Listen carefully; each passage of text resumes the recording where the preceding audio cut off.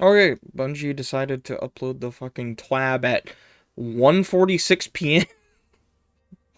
Alright, let's see what we got. The freaking header art is of the freaking Thorn armor from the anniversary event, though. Okay. This week at Bungie, we take a look at every grain in the ability sandbox. Hello and welcome to another sandbox-focused TWAB. If you're new around these parts, you may be asking, what's a sandbox? Well, it's complicated. It's split between the weapons you use, the armor you equip, the perks and mods that you hunt for, and the enemies you face. Let's be real, the Destiny 2 sandbox is broad. Last week, we focused on the weapons sandbox and what changes are planned for December 7th. This week, we're taking a pass on the abilities your Guardian possesses. Think supers, melees, grenades, and class abilities. I highly recommend you grab a glass of water, maybe even a snack, because we got a pretty lengthy update for you to read. Oh god, this is really long. Holy shit. Right? Okay, before we dive into the details, it's customary to have a TWAB intro discussing what's going on in the realm of Bungie and Destiny, and let's keep this short and sweet. Our 30th anniversary is out on December 7th, which just so happens to be 19 days from the publication of this blog article. In-game, there's still plenty to do between seasonal challenges, Trials of Osiris, and the occasional Iron Banner vendor reputation, God roll hunting, and more. Next Thursday is Thanksgiving here in the States, and many of us will be taking some time to rest up and spend time with family. As such, expect a very light TWAB next Wednesday. Wednesday? Oh, yeah, because Thursday's the holiday. Okay, well, that's fine. Sandbox time, let's get to it. There are buffs, there are nerfs, there are tuning levers that we've recently unlocked with back-end changes, there are clear separations between PvE and PvP, and more. This is either going to go really well, really poorly, or both. There's a lot going on in here, so don't feel bad if you scratch your head wondering how these upcoming changes will feel. If you find anything a bit confusing, please sound off with questions. We'll clarify as we can on our forums and social spaces. With that, all that preamble out of the way, I'll finally shut up and pass the mic over to the team. Okay, new legends will rise. Hey all, Kevin Yanes here to give you a quick intro before I hand off to fellow designers Eric Smith and Mike Humboldt. A few times ago, I gave a brief roadmap leading towards our 30th anniversary, the Witch Queen, and beyond. A new roadmap update will likely not happen for some time after this, as the team is heads down on more than a few initiatives. One of the initiatives you're going to hear about today is an adjustment to ability regeneration as a whole, and a refocusing of Crucible gameplay on weapons. I remember them talking about this before. The team has touched almost every piece of abilities content with this release, and I'm fairly convinced this will be our biggest balance patch ever. That's a bold fucking statement. Earlier this year, we heard overwhelming feedback that the Crucible has been largely dominated by ability usage. Players felt that abilities were firing off too frequently, with too much potency and too little investment. At its core, Destiny is a game about space magic, so any adjustments to our abilities must be made with care. We believe the changes we have made will keep the heart of what makes Destiny abilities fun intact, while shaving down some of the excessive cases we've seen out there. I feel it's important to reinforce here that part of Destiny's strength is that it's a live game and we're able to iterate and improve the game as time goes on. This means that we're building a new foundational systems like the one you'll read about today with that in mind. We're giving ourselves more balancing knobs to tune than we've ever had before, and we hope you'll start to see why that's so important as you read on. We hope 30th anniversary shakes up the sandbox in new ways and gets you excited for even more changes to coming in the Witch Queen. The team will likely go heads down for a bit as we still have Solar and Arc to 3.0FI alongside other insanely cool initiatives. The team takes player feedback seriously, and as Destiny players ourselves, we have an intrinsic fire to keep improving things for everyone. We hope that what you've seen over the last year reinforces that this team is both about competitive balance and making incredibly dope new shit. Okay, now I'm going to fade away into the ether as Eric Smith takes us into what's coming next. The Winds of Change. In 30th anniversary, we've changed the way ability cooldowns work. Up until now, cooldowns across individual ability types, grenade, melee, class, and super, have generally been identical between all abilities of the same type. For example, all the grenades in today's Destiny 2 share the same cooldown time with the exception of Stasis Grenades. This shared cooldown means that all grenades need to have roughly the same power output because they have the same time cost. For the 30th anniversary, we've made a change that allows us to tune the cooldown of each ability separately. This gives us a new knob to turn when balancing abilities that are too powerful or not powerful enough. Now that we have this new system in place, we've done a cooldown tuning pass of all the subclass abilities in the game, tuning each ability's cooldown time against its power output. We've also tuned ability power outputs and assigned cooldown times accordingly. The best example of this might be the Flux Grenade. Take a look. Increased base cooldown from 82 seconds to 182 seconds. Increased attached detonation damage from 150 to 250. It is now a one-shot kill in PvP. Jesus Christ. Increased damage versus PvE combatants by 15% on top of the base damage increase. Removed the projectile tracking, added a small amount of aim assist, increased throw speed by 117%, and now sticks to all surfaces. Okay, Jesus. As you can see, the Flux Grenade now has a very long cooldown, but it's a one-shot kill in PvP if you manage to land it. Are we sure we want one-shot grenades back in the game? We had those in D1. I don't... Oh... But it's got like a 3-minute cooldown, so maybe it's okay. Now here's an example in the opposite direction. The Firebolt Grenade. Reduced base cooldown from 82 seconds to 64 seconds. Reduced damage per bolt from 90 to 65. Increased damage versus PvE combatants by 15%. The Firebolt Grenade has a low cooldown time, especially at tier 10 discipline, and now also has low damage output. These kind of varied cooldowns and power output should make the game feel more dynamic and give more depth to build crafting. To make build crafting around cooldowns easier, you'll now be able to see the base cooldown time of your abilities when selecting them on the subclass screen. Okay... On the character screen, you'll see the actual cooldown time of your abilities as they're affected by your equipped ability and armor stats. Yeah, it's normal.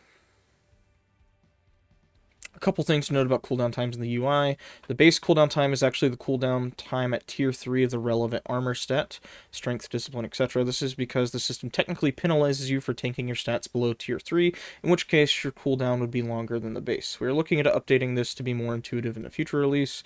Cooldown times for class abilities are not currently displayed due to a technical issue. We plan to fix this in a future release.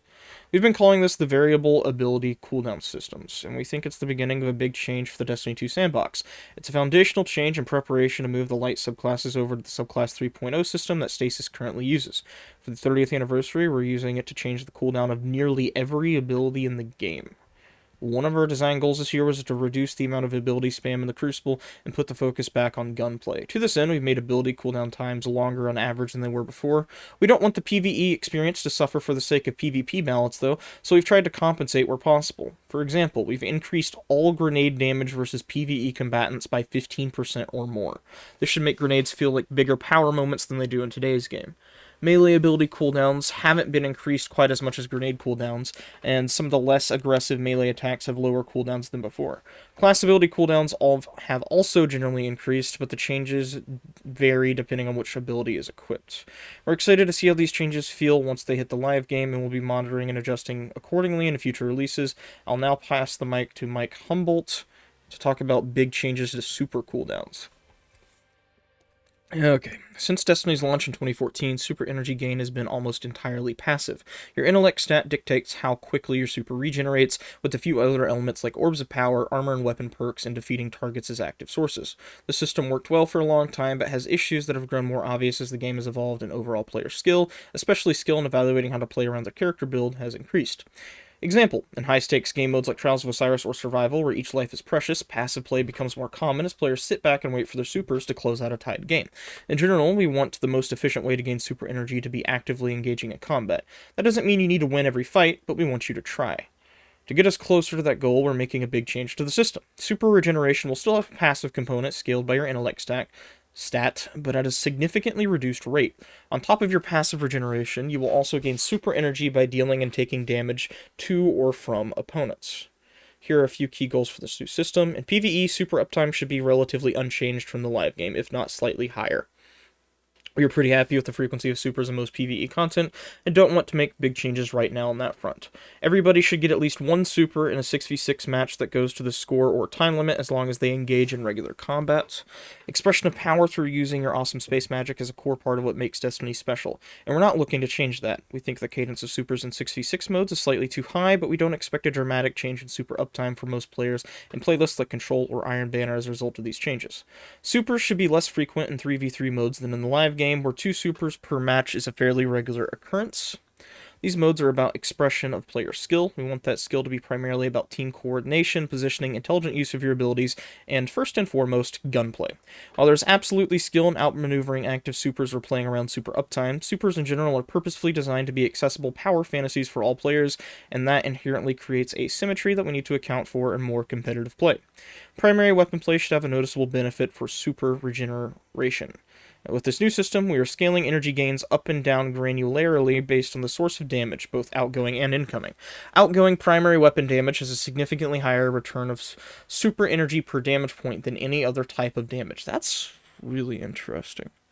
Different supers should come online at different times in a given match, and your super of choice should have an impact on how quickly it regenerates. To reiterate what we've mentioned above, we have always lived in a world where nearly every super in the game shares the same cooldown, regardless of their efficacy in a given game mode. Now that we have made the foundational change to differentiate cooldowns per individual ability, we want to address the super o'clock issue in the Crucible, where 3 minutes into a match, 12 supers are simultaneously popped and chaos ensues. We want to open up build crafting space where your super's cooldown time is an important element in your decision making beyond how high you want your intellect stat to be. To that end, we've separated supers into cooldown tiers that affect both the passive regeneration rate as well as the damage-based regeneration rate. This tiering was primarily influenced by each super kill's potential, where most one-off supers are unlikely to wipe a team or a room of combatants, but a long-lasting roaming super can and should have a trade-off as a result. We've also taken into account the general potency of the subclass kits where possible. For example, later on we'll discuss Shatter Dive and changes we're making which impact how effective the Revenant Hunter is in the neutral game, causing us to shift some of that potency to the super's uptime as well. It's also important to stress that this is the first iteration of the system, where any given super will fall into the recharge rate tiers over time as we continue tuning. These are the super regeneration rate tiers that we're launching on December 7th. Tier 5, the fastest regeneration, Well of Radiance. Tier 4, Blade Barrage and Silence at Squall. Tier 3, Shadow Shot, Burning Maul, Arc Staff, Nova Bomb, Thunder Crash. Tier 2, Golden Gun, Chaos Reach, Nova Warp, Storm Trance, Daybreak, Sentinel Shield. Tier 1, Slowest Regen, Spectral Blades, Fist of Havoc, Hammer of Soul, Glacial Quake, and Winter's Wrath. As Kevin and Eric mentioned, this sets us up for the future as we move towards the subclass 3.0 system. As an example, for the 30th anniversary, things like the Deadfall and Movius Quiver variants of Shadow Shot will share the same cooldown tier. With the Void 3.0 launched in February, they could exist in different tiers based on their potency. By that same token, Ward of Dawn, which is currently tied to Sentinel Shield's cooldown, will be moved into Tier 5 group as a standalone super with the Void 3.0. Taking it down a notch, let's talk about non-super abilities for a moment. In the May 27th, 2021 TWAB, Kevin shared our foundational pillars for the role we want to play in the PvP combat sandbox. As a quick refresher, this is where we want to be. Weapons are the primary ways player engage with combat. Non-super abilities accentuate or augment the combat but should rarely solve an encounter by themselves. Abilities have clear strengths, weaknesses, and counterplay. Build crafting is rewarding within the moment-to-moment combat loop of Destiny. We're not there yet. In general, ability uptime in Crucible is too high for their current potency, and it's difficult to understand when an opponent will regain an ability after using it. Some of that uptime comes from passive cooldowns, but many of our outliers also come from elements of the build crafting system that have previously been unified in ability energy returns between PvE and PvP. With the 30th anniversary, we've taken a significant number of these elements across subclass perks, armor mods, and exotic armor pieces. We have tuned PvP energy regeneration separately from their base PvE values, which we are not changing. Okay. Per our pillars, we want build crafting to be rewarding, but in its current state, the combinatorial nature of these perks and items leads to an unsustainable energy economy that diminishes weapon play in PvP. For this tuning pass, we've focused primarily on items that feed into self-perpetuating loops of ability energy gains. Here are a brief list of effective items.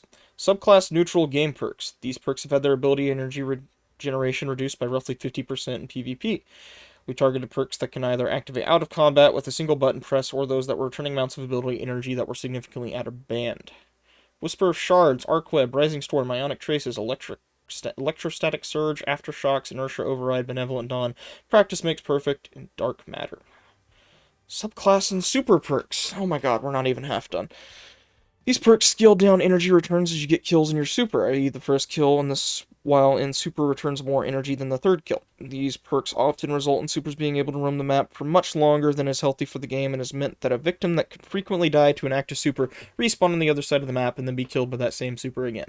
We've rescaled this energy refund decay to more aggressively in PvP, so the minimum energy refund is reached roughly twice as quickly. No change has been made to the refund decay against PvE combatants. Everlasting Fire, Trample from Striker Titan. Exotic Armor. Each exotic blow is custom tuning pass focused on their ability energy return in PvP.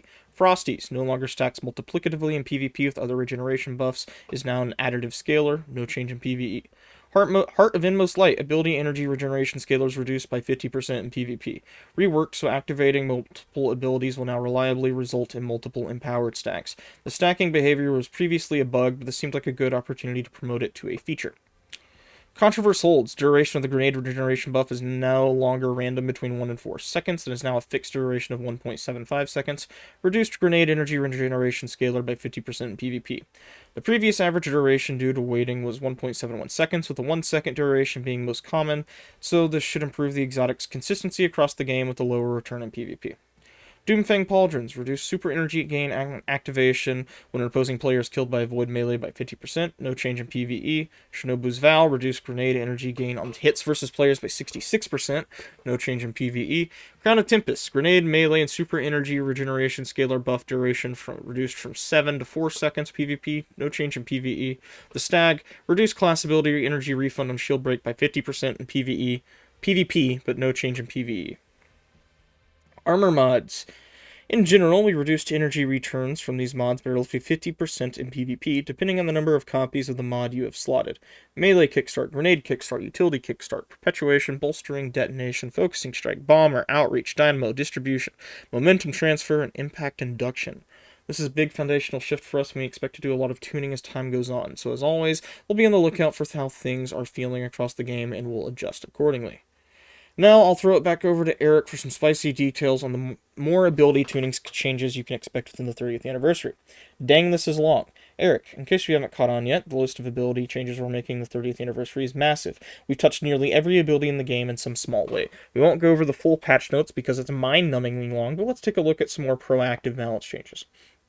Stasis Crystals.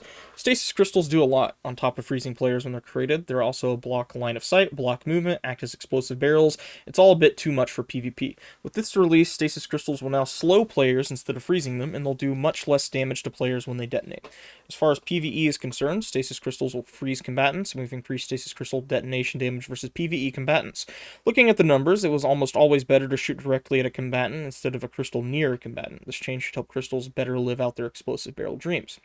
Stasis Crystals. While forming, Stasis Crystals now slow nearby players instead of freezing them. They still freeze PvE combatants while forming.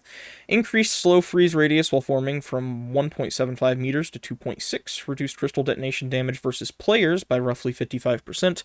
Increased crystal detonation damage versus PvE combatants by roughly 60%. Increased crystal detonation damage radius from 6 meters to 8 meters. Hunter. Dodge. In order to meet our goals of less ability spam in Crucible, we're reducing how often hunters can dodge. Gambler's Dodge is getting hit the hardest here because it can completely circumvent melee ability cooldown times.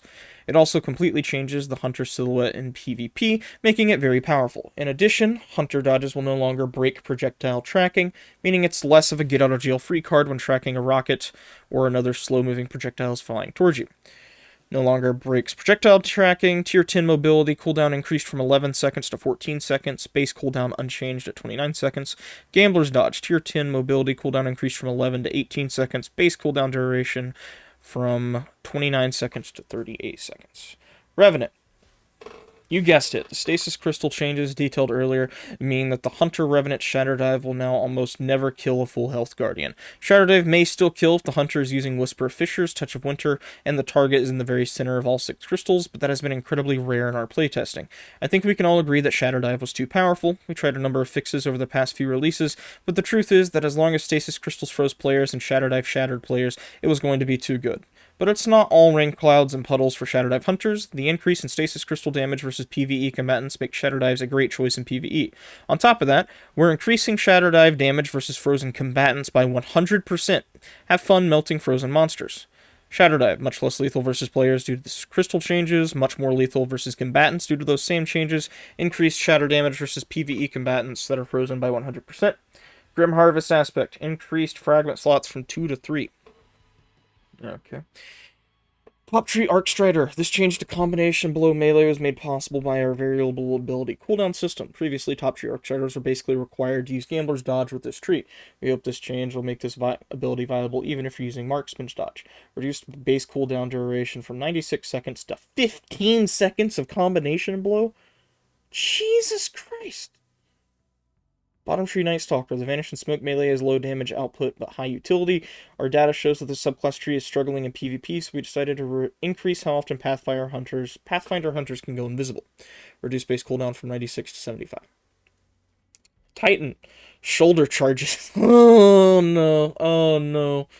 Oh no. Okay. In our effort to put emphasis back on gunplay and Crucible, we've decided to reduce the number of abilities that can one-shot a full health Guardian.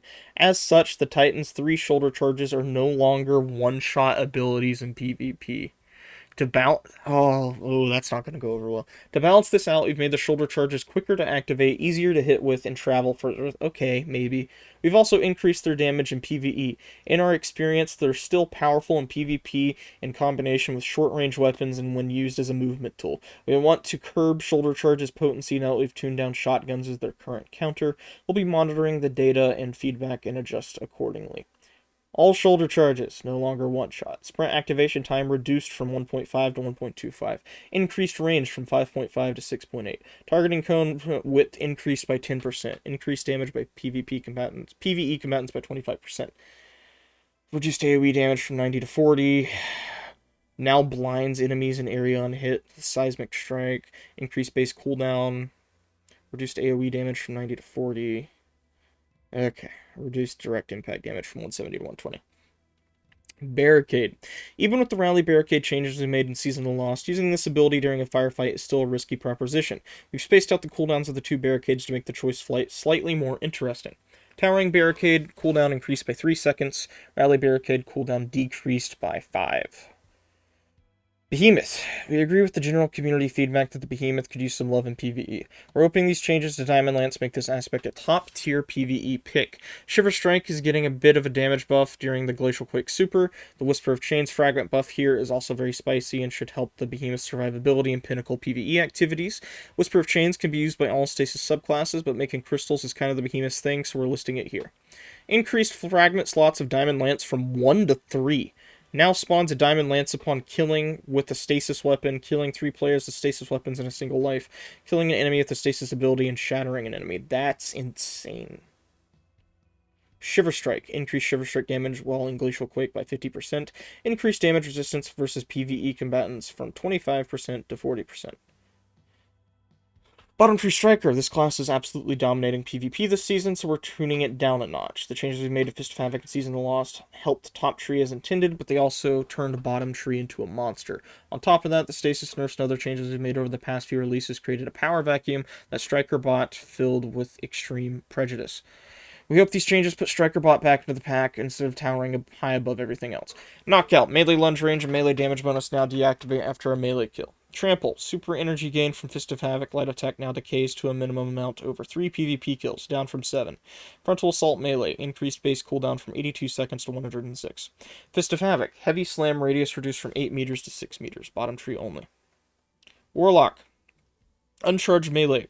Warlocks have been losing slap fights for too long. Yes, up until now. Warlocks haven't been able to melee back to back as quickly as Titans and Hunters. No more. With the 30th anniversary, Warlocks will be able to melee just as quickly as Titans and Hunters. We're also removing the 1 meter range extension Warlocks received to compensate. We still think the idea of each class having unique qualities for melee is interesting, but we want to do it in a way that won't cause one class to consistently lose slap fights. Maybe someday in the future. Uncharged melee, reduce the range, and reduce suppression time after melee, can now melee back to back. Middle tree, Voidwalker. In our effort to do away with one-shot abilities that are frustrating to be hit by, Handheld Supernova is also getting the shoulder charge treatment. That's right. Handheld Supernova will no longer one-shot in PvP. To compensate, it now travels farther and pushes enemies back. We've also increased the damage of Handheld Supernova, Nova Warp versus Champion and Boss combatants. We had increased their damage in Season of the Lost, but felt like it could use even more juice. Handheld Supernova, reduced damage versus players. Now deals 150 max damage. Increased damage versus champions and bosses by 30%. Increased projectile range from 12 meters to 14 meters. Now pushes targets away from the Warlock on detonation. Nova Warp, increased damage versus champions and bosses by another 30%. Jesus Christ. Shadebinder. We feel the Shadebinder is in a pretty good place with a couple of exceptions. One, Winter's Wrath is still the best super for shutting down other supers, and it's not even close. Winter's Wrath must now freeze and shatter other supers twice to kill them. As a general rule, roaming supers shouldn't be able to one-shot other supers. 2, The Penumbral Blast melee is too difficult to land against PvE combatants. When we made the ability harder to land in PvP, it had a negative effect on the PvE experience. We've increased the proximity detonation radius against PvE combatants to make it easier to land. All 3 Stasis Grenades now have different cooldown times, so we made a change to Bleak Watcher to avoid a situation where it was always the best to use the grenade with the shortest cooldown time. Okay, this results in an overall cooldown increase for Bleak Watcher, which fits its incredibly high power output. Winter's Wrath reduced Shatter Pulse damage, but now freeze and shatters all super twice. Penumbral Blast increased proximity detonation radius versus PvE combatants by 100%. Bleak Watcher, all Stasis Grenades charge at Glacier Grenade rate. That's all for now, folks. Okay, I think we covered the big stuff. There are a bunch of other small changes you could see coming in the anniversary event, but we will cover everything else with the official patch notes. As you can see, the team has been hard at work adjusting the sandbox globally. We hope the picture we're painting here reinforces the statements we've made in the past. The sandbox is going to evolve alongside the game. As we hit year 5 and beyond, this statement will become even more true with new and exciting changes coming with the Subclass 3.0 experience. Stay tuned for patch notes when the 30th anniversary goes live on December 7th. Okay, Destiny 2 stuff is leaving Xbox Game Pass, except for the PC for a while. You can read that on your own. Movie of the week. Did you make it to the end? Long TWAB is long, no? It takes a lot of work to put on the part of numerous teams to get a TWAB out the door. Our friends on the Sandbox team wrote the bulk of this update, and we can't thank them enough for their efforts, not only developing the game, but taking time to run through goals and keep players informed. Between the dev team, VizD team, localization team, editorial team, player support team, Bungie.net team, Bungie Foundation team, and countless other teams and individuals who have helped us ship TWABs in the past, it's still crazy to me that we ship these nearly every single week of a given year. They're not all mega TWABs like today, but they still take a bit of work to get out the door as we continue to serve the community and provide transparency into our studio and daily lives. While I know I'm a week early for Thanksgiving, I'm thankful for every single one of them. Much love, and see you next week for a short and sweet tab. Until December 7th, I'll be dreaming these sandbox changes. All I can think about is jumping on an Arc Hunter and equipping Flux Grenades. Bet you can't stick it. Cheers, DMG. Holy shit, that was a long TWAB. Oh my god. Too much knowledge. Right? It's... I don't... Oh. I don't know how to process all... I'm gonna have to throw... Oh, I'm gonna have to throw my other videos out the window and do them over again. That changes literally everything. Yes, it's gonna be pointless to finish making the Hunter and Titan guide now. Yeah, I'm gonna... I feel like the last 20 minutes was like a blur. Like I don't even remember what happened. Oh my god, that did take like 40 minutes or 30 minutes to read through. Almost 30. Okay. Well, as I just told my friend Oz here, yeah, no, I'm gonna have to redo. So much information that I just zoned out. I was sitting here eating my pepperoni rolls and then I just turned into a statue. Yeah, no, I'm gonna have to redo some videos I was working on. I was gonna have a Titan guide out tomorrow, like my Warlock complete class guide, but I'm probably gonna have to rework it, maybe for the better. But with that being said, thank you all so much for watching, and I'll see you beautiful people next time.